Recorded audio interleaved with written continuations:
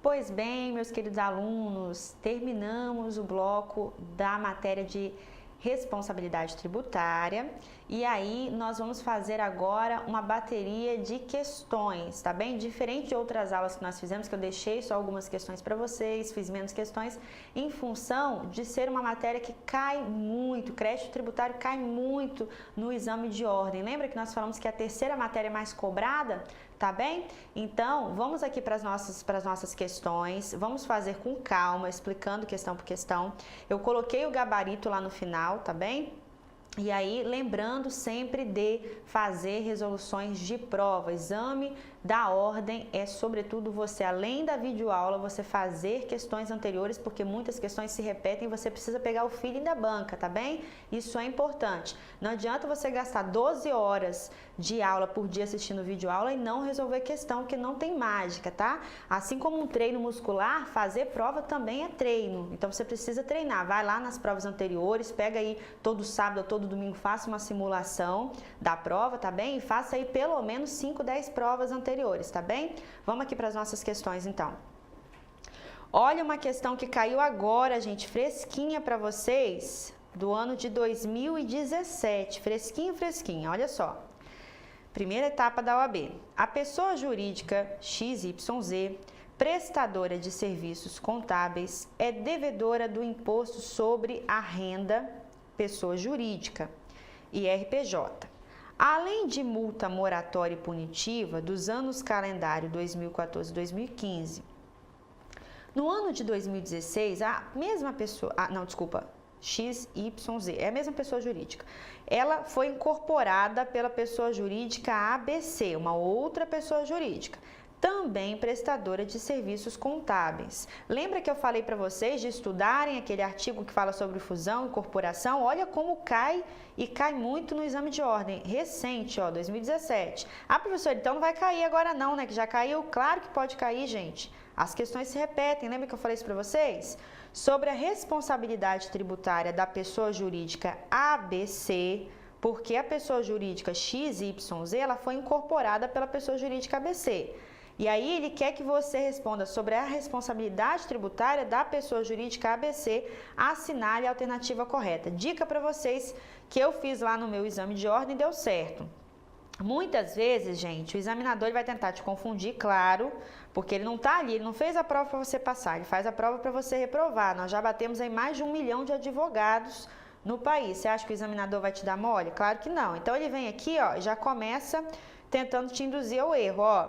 Vai ter às vezes aqui que é para você marcar a questão incorreta e às vezes é a questão correta. Então você já vem aqui com a sua caneta, ó, e grifa aqui para você preparar seu cérebro que o que você quer marcar é a questão correta, tá bem?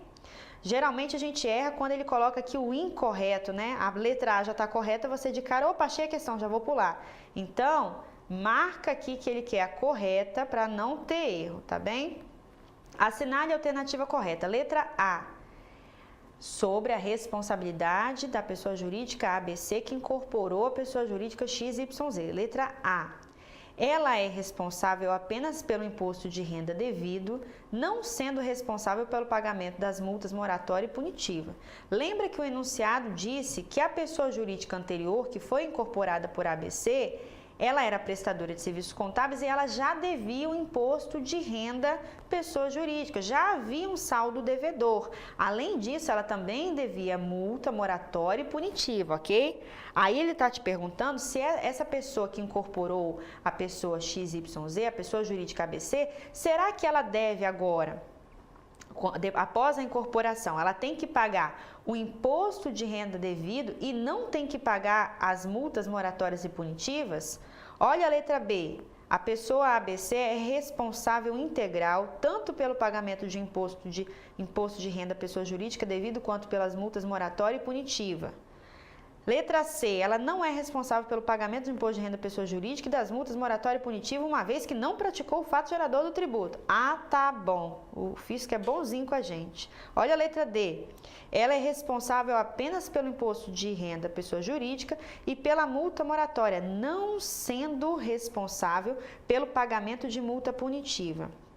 Eu digo para você que apenas, vamos voltar aqui para mim, eu digo para você que apenas com a informação que eu te passei, que o fisco ele não joga para perder, você já iria por exclusão. Pensa que você é o fisco e você quer facilitar a sua vida, certo? Bom, se houve uma incorporação de uma pessoa A com uma pessoa B, você acha que é mais fácil aquela última pessoa que incorporou a primeira, é mais fácil você cobrar tudo dela? É mais fácil você cobrar tudo da primeira pessoa? É mais fácil você cobrar só parte? O que você acha que o fisco fez para facilitar a vida dele? Vamos voltar aqui para o slide? Qual é a opção aqui que te dá a resposta que mais facilita a vida do fisco? Olha a letra B, gente. Essa pessoa ABC é responsável integral tanto pelo pagamento do imposto de renda pessoa jurídica devido quanto pelas multas moratórias punitivas. Gente, letra B, lembra sempre, não pensa quando você olhar esse tipo de questão que o fisco vai fazer coisa boazinha para o contribuinte. Gente, eu não estou falando aqui mal do fisco não, até porque eu amo o direito tributário, tá? Sou totalmente pró-Estado em relação à cobrança de tributos, porque a questão política de onde que vai esse tributo dos desvios é uma outra discussão, e tem que ter tributo mesmo para manter a máquina pública. Mas o ente público, ele não joga para perder, ele vai cobrar de forma integral, é claro, tanto pelo pagamento do imposto de renda pessoa jurídica, quanto por multa moratória e punitiva, ele vai fazer o que é mais fácil para ele, tá bem? E aí o artigo que versa sobre isso, nós já falamos em aulas anteriores, volta lá na aula que a gente falou sobre crédito tributário, responsabilidade tributária, que você vai ver o artigo que versa sobre isso aqui. Vamos para a questão de número 2. Ó, recente também, 2016. Essa questão de prova, bem recente, fresquinha. Olha lá, XYZ é um estabelecimento empresarial que foi alienado. Professora, como isso cai em prova, né? Você falou de incorporação agora há pouco, em 2017 caiu, agora a alienação de pessoa jurídica também, como cai, né? Despenca, bem que você falou. Vamos ler de novo. XYZ é um estabelecimento empresarial que foi alienado, ou seja, vendido, e cujo adquirente continuou a explorar a mesma atividade. Isso aqui é importante? IPC, importante pra caramba. Por quê? Porque a responsabilidade está relacionada, se você vai continuar a exercer a mesma atividade ou não. Nós passamos aqui os artigos e eu tenho certeza que depois das nossas aulas sobre a matéria você foi lá ler o artigo, então você já até sabe as respostas. Olha lá, considerando que também o alienante XYZ continuou a exercer atividade empresarial no mesmo ramo de negócio, assinale a alternativa, ele quer a correta. Vamos marcar aqui a correta, hein? Aprendendo a fazer prova. Vamos lá. Eu sei que uma empresa determinada comprou uma outra empresa. E essa empresa que comprou essa empresa... Nossa, professor, você está parecendo a Dilma, falando coisa com coisa. Ela continuou a exercer a atividade que a primeira empresa exercia. E aí, professora, como é que funciona a responsabilidade dela, já que ela continua no mesmo ramo de negócio? Olha a letra A. O adquirente é integralmente responsável pelos tributos devidos até a data da alienação do estabelecimento, sem responsabilidade do alienante. Letra B. O adquirente e o alienante são responsáveis cada qual por 50% dos tributos devidos até a data da alienação. Sempre que você falar alienação é venda, tá, gente? Prova da OAB não fala venda, fala alienação. Letra C. A responsabilidade pelos tributos devidos até a data da alienação é integralmente do alienante, sem responsabilidade do adquirente. Letra D. Como o alienante continuou a explorar a atividade empresarial, continua a explorar, a responsabilidade do adquirente pelos tributos devidos até a data, a responsabilidade do adquirente pelos tributos devidos até a data da alienação é subsidiária com o alienante. Vamos voltar. Nós vimos que a responsabilidade ela pode ser solidária ou subsidiária, lembra? Isso lá em direito civil vocês sabem que a responsabilidade é solidária quando os dois devem juntos e aí eu posso cobrar de um ou de outro. Que a responsabilidade é subsidiária quando duas pessoas devem juntas, duas ou mais, só que eu tenho um principal que se eu não encontrar ela, não conseguir executar o valor dela, eu posso ir para o segundo, ok? Eu não posso executar esse segundo aqui antes de executar o primeiro, a dívida, ok? Então, olha lá, como o alienante ele continuou a explorar a atividade empresarial, a responsabilidade dele com o adquirente pelos tributos, ela vai ser subsidiária, ok? É essa a letrinha correta e tá lá nos artigos que eu te passei nas aulas anteriores para você fazer a leitura. Olha a questão 3 que caiu no ano de 2014. Lei municipal que dispõe sobre impostos sobre a propriedade predial e territorial urbana, o IPTU, estabelece a solidariedade entre os proprietários de um mesmo imóvel. Os efeitos da solidariedade estão listados na opção a seguir. Olha o que eu falei para vocês, exceto uma. Se você não marca esse aqui, exceto uma, o seu cérebro já está programado para você marcar a questão correta. Porque o cérebro da gente é assim, né? É igual você trocar a geladeira de lugar de casa e aí primeiro você vai ficar uma semana indo lá naquele local anterior, porque o cérebro da gente é assim, isso é comprovado. Então você tem que vir aqui e marcar para treinar seu cérebro. Eu quero a questão que é exceto, eu não quero a questão que é a regra geral.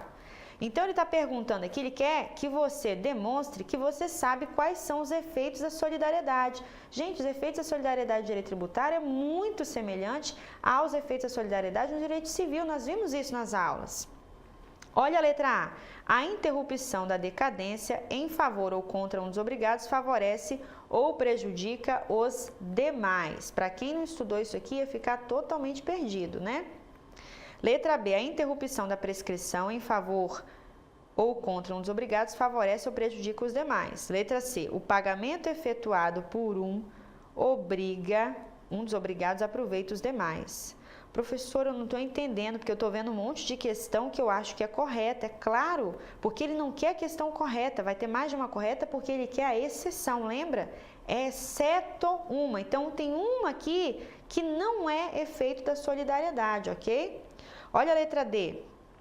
A isenção ou remissão do crédito exonera todos os obrigados, salvo se outorgada pessoalmente a um deles, subsistindo, nesse caso, a solidariedade quanto aos demais pelo saldo. E aí, você em casa, meu aluno, você já sabe qual é a questão correta? E aí? Os efeitos da solidariedade, ele quer a opção que é a exceto uma. E aí? Assinale uma. Você já sabe qual é a correta? Vamos passar aqui que depois a gente vai voltar nela. Vai marcando aí. Olha a questão 4. Pedro adquire imóvel de João que o alugava anteriormente a uma sociedade empresária. Sobre esse imóvel estavam pendentes de pagamento os seguintes tributos: o IPTU, a contribuição de melhoria, a taxa de coleta de lixo e a taxa de inspeção sanitária devida pelo exercício do poder de polícia, em função da atividade ali desenvolvida. Com relação à responsabilidade tributária, assinale a alternativa, ele quer agora a alternativa correta. Tá, professor, então Pedro, ele comprou um imóvel de João, só que João alugava anteriormente para uma sociedade empresária. Nesses imóveis, já tinham alguns débitos que não foram pagos. Então, por exemplo, ficou como débito o IPTU, a contribuição de melhoria, está tudo sem pagar, professor. Opa, vamos voltar aqui. A taxa de coleta domiciliar, de lixo, né? A taxa de inspeção sanitária. Aí, Pedro, professora, o que ele quer saber de mim é, Pedro, ele vai ser devedor de qual desses tributos? Será que ele vai dever esses tributos? E aí?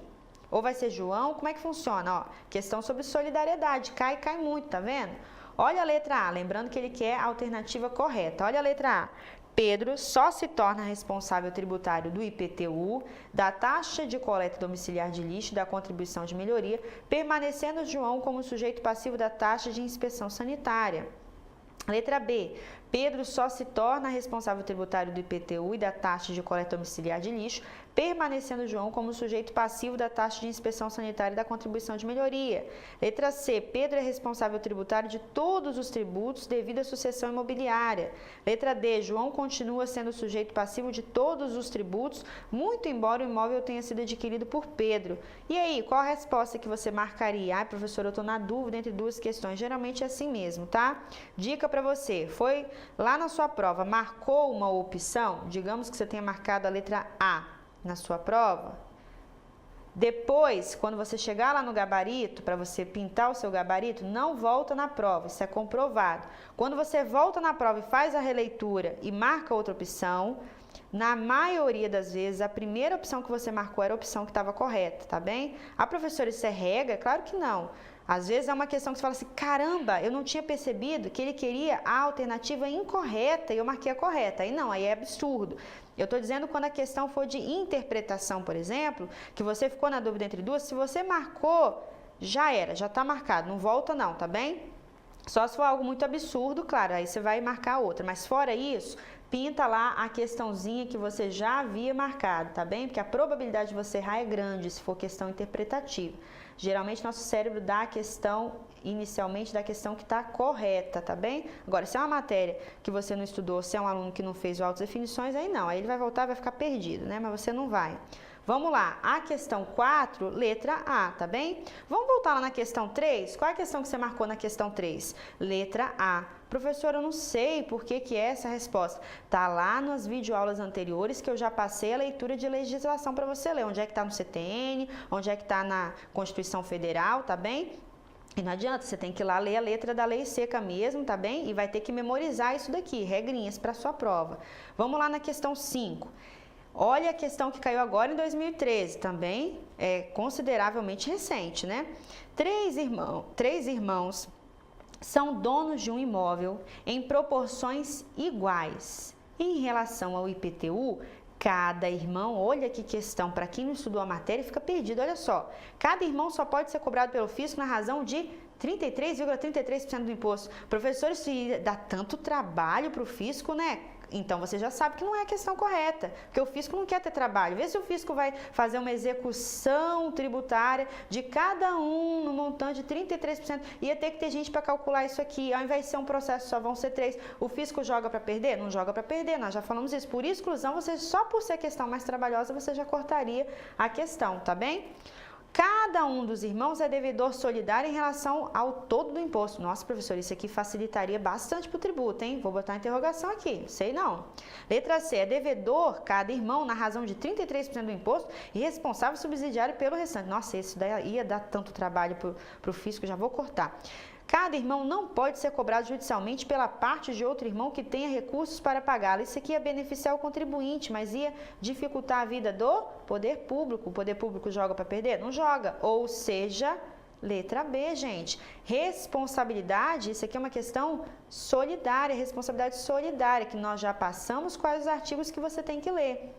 Então, se eu compro com a minha irmã um IPTU, gente, e o imóvel está no meu nome e no nome dela, nós duas vamos ser devedoras solidárias, ou seja, o fisco pode executar o valor só de mim do IPTU. Eu que depois entre com uma ação regressa para cobrar dela o valor que eu paguei, tá bem? Mas o fisco ele vai cobrar de um ou de outro no valor integral, ok? Relação do todo, vai cobrar o valor todo, tá bem?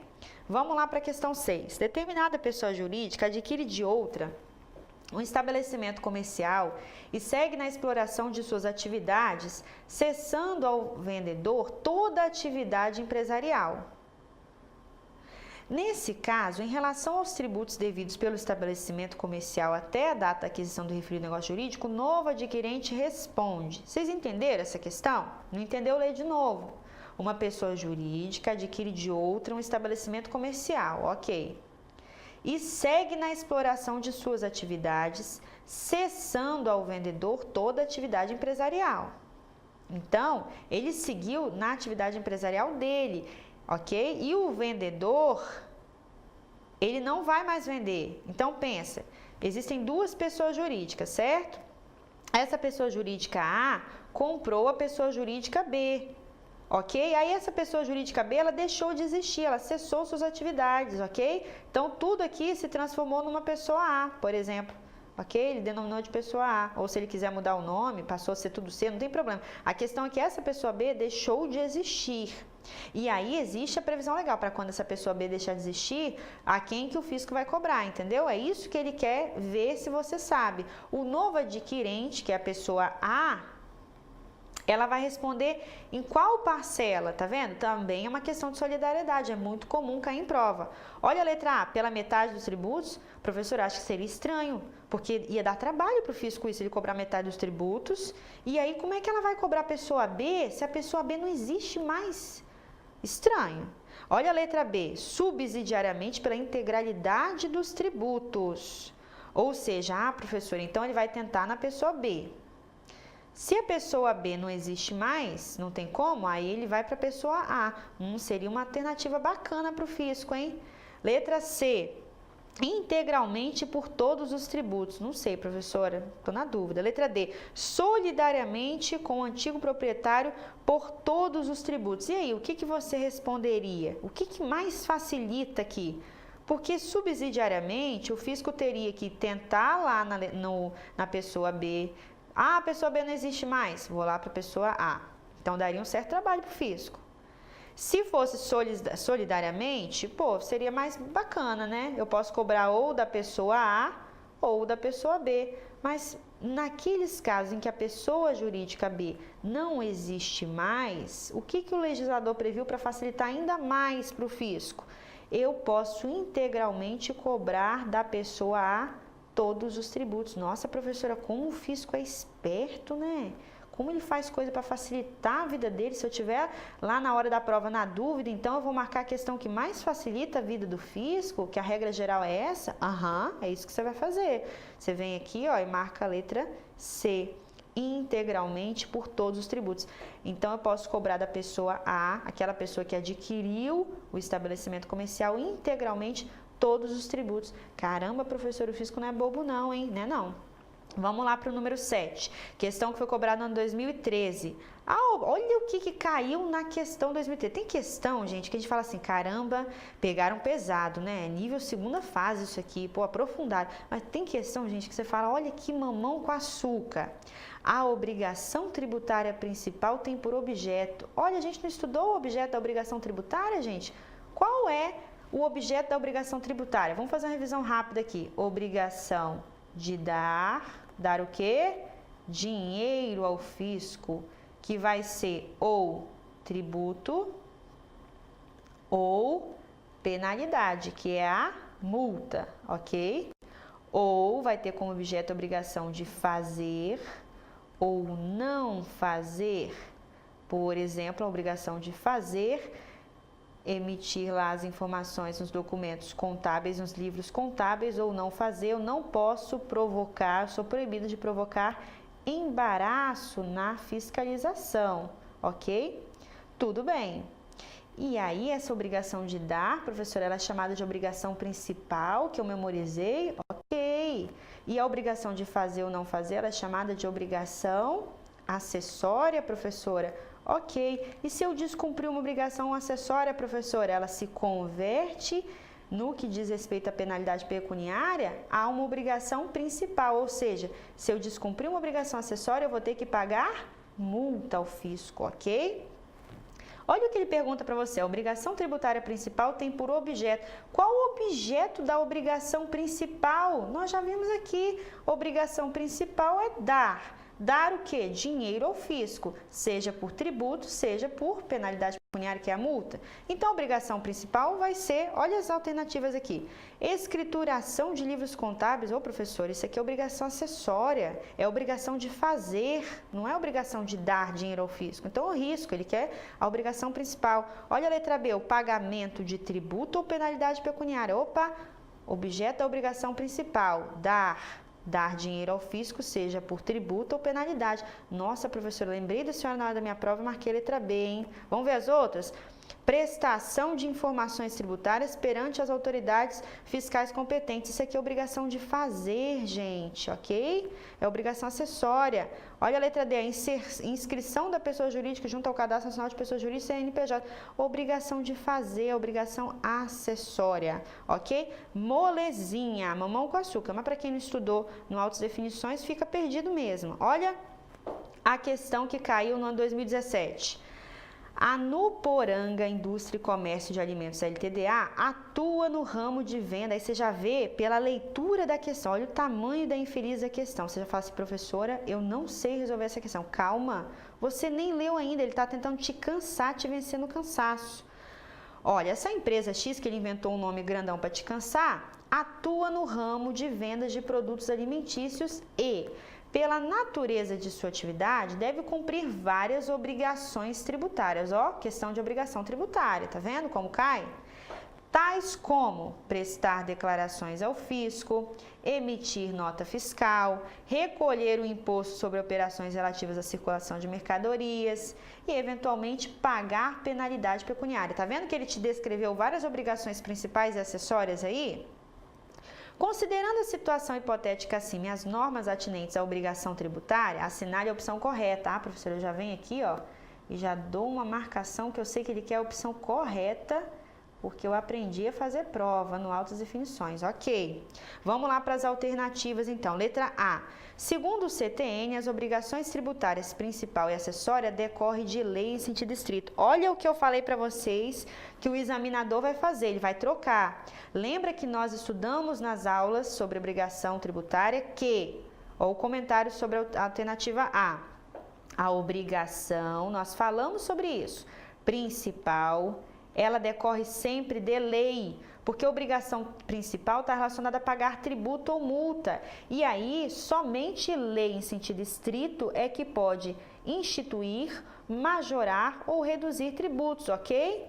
Então, essa lei aqui, ela vai ser lei ordinária ou lei complementar. Nós vamos ter uma aula só sobre isso, ok? Sobre competência tributária, fique tranquilo. E a obrigação acessória, ela decorre de quê, professora? De lei? Não, a obrigação acessória é mais simples. Ela decorre de legislação, ok? De legislação, ou seja, ela é mais aberta, ok? Ela é menos exigente para ser instituída. Então, olha o que ele colocou logo de cara na alternativa A para induzir o aluno em erro, o candidato em erro. Ó, segundo o CTN, as obrigações tributárias principal e acessória decorrem de lei. Professora, está errado, que eu lembro que a senhora falou que é somente a obrigação principal que decorre de lei, a obrigação acessória decorre de legislação. Eu já vim aqui, ó, e dei um riscão na questão.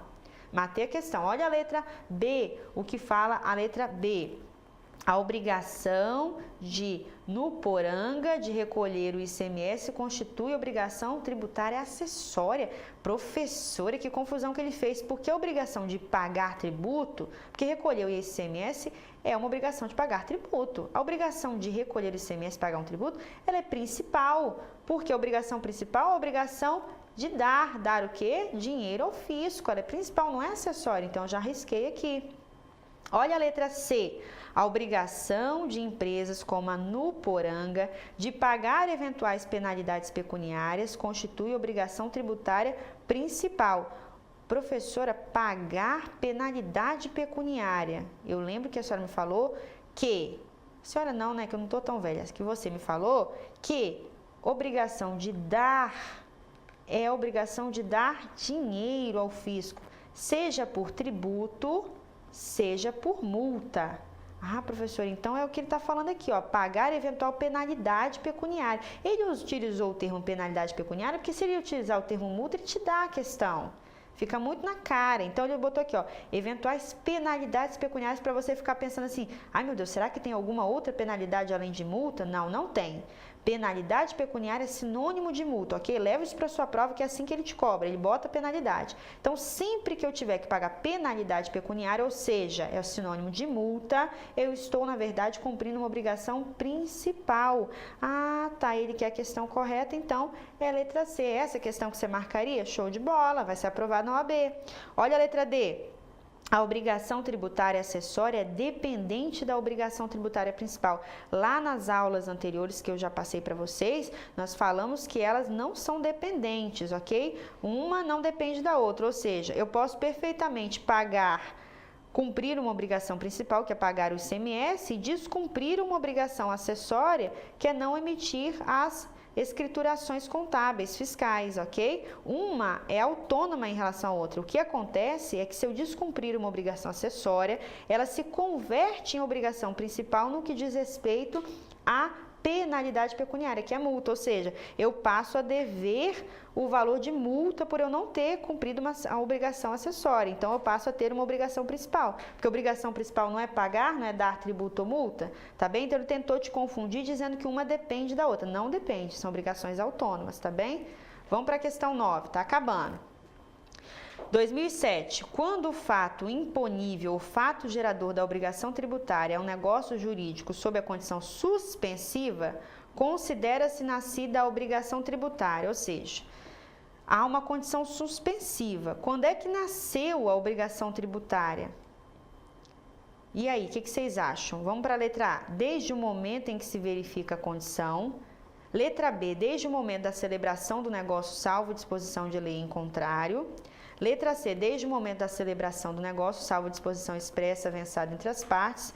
Letra C. Desde o momento em que o fisco tiver conhecimento da celebração do negócio. Qual a alternativa aí que você acha que seria a mais benéfica para o fisco? Desde o momento em que se verificar a sua condição. Seria aqui a forma mais precoce, não é isso?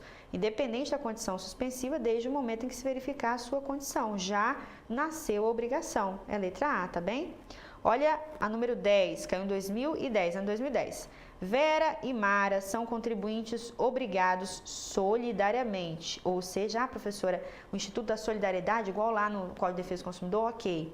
Isso significa que se Vera pagar, a Mara não precisa mais pagar. Lembra? Se uma pagar integralmente, a outra já está desobrigada de pagar. E que o fisco pode cobrar integralmente ou Vera ou Mara, tá bem? Então, elas são contribuintes obrigadas solidariamente por lei a pagar mensalmente certo tributo. Em determinado mês, foi publicada a lei que isentou do imposto pessoalmente as pessoas que sofriam de certa enfermidade, da qual Vera é portadora. Nessa situação hipotética, ele quer a questão certa. Então, tem duas pessoas, Vera e Mara, ok? E elas têm que pagar um determinado tributo, que eu não sei qual que é, todo mês para o fisco. Aí, a pessoa jurídica disse o seguinte, tá? O ente lá, União, Estado ou município, diz o seguinte: quem estiver sofrendo de certa enfermidade vai ter isenção do tributo, não vai precisar pagar. E, por coincidência, Vera tem essa enfermidade, ou seja, Vera não vai precisar pagar. Aí, o que ele quer saber é o seguinte: será que agora a Mara, que não tem enfermidade, será que ela vai ter que pagar o tributo todo? Será que ela vai ter que pagar só a cota parte dela? Será que ela não vai ter que pagar nada, já que Vera é isenta, ela passa a ser isenta também? E elas são solidariamente responsáveis? É isso que o examinador quer saber, se você tem a resposta. Olha a letra A. A isenção concedida a Vera exonera integralmente Mara de sua obrigação. Gente, isso só beneficiaria o contribuinte e oneraria o fisco. O fisco onera ele mesmo? Claro que não. Já corta. Olha a letra B, a isenção concedida a Vera não exonera a Mara, não desobriga a Mara de pagar o tributo, restando a essa a obrigação pelo saldo remanescente. Ora, se, por exemplo, a obrigação era de pagar R$200 e Vera está acometida daquela doença e não vai precisar mais pagar, isso significa que ela só ela recebeu a isenção, ou seja, a cota parte dela de R$100. Isso não é o que mais beneficiaria o fisco? Isso significa que Mara teria que pagar a sua cota parte, R$100. Ah, professora, eu vou botar uma interrogação aqui, hein? Pode ser essa questão. Vamos lá para a letra C. A isenção dada a Vera não exonera Mara, restando a esta o pagamento da obrigação integral. Não sei. Letra D. Referida à lei inconstitucional, dada a impossibilidade de concessão de isenção pessoal em caso de solidariedade de obrigado. Isso aqui é para quem está boiando, é para quem não estudou no Autos Definições, vai achar que é essa questão. Falou coisa com coisa. Aí você poderia ficar entre a letra B e C, que é comum, é normal você ficar entre duas questões, entre duas alternativas. Aí você vai voltar lá na nossa aula dessa matéria, nós falamos sobre solidariedade e passamos os artigos do CTN que você tem que fazer a leitura para você saber responder essa questão. A questão de número 10, a alternativa dela é letra B, ok? Nós já falamos sobre isso em aula. Vamos para a última questão? Na denúncia espontânea, o sujeito passivo tem direito à exclusão. Lembra que nós falamos em aula passada sobre o Instituto da Denúncia Espontânea? Nós falamos o seguinte: que quando você vai lá, se arrepende, parecido com o Instituto do Arrependimento Eficaz no Direito Penal, quando você se arrepende e antes de qualquer procedimento administrativo como uma fiscalização, tem que ser antes, tá? Se já tiver iniciado o procedimento fiscalizatório, não vai caber denúncia espontânea, tá bem?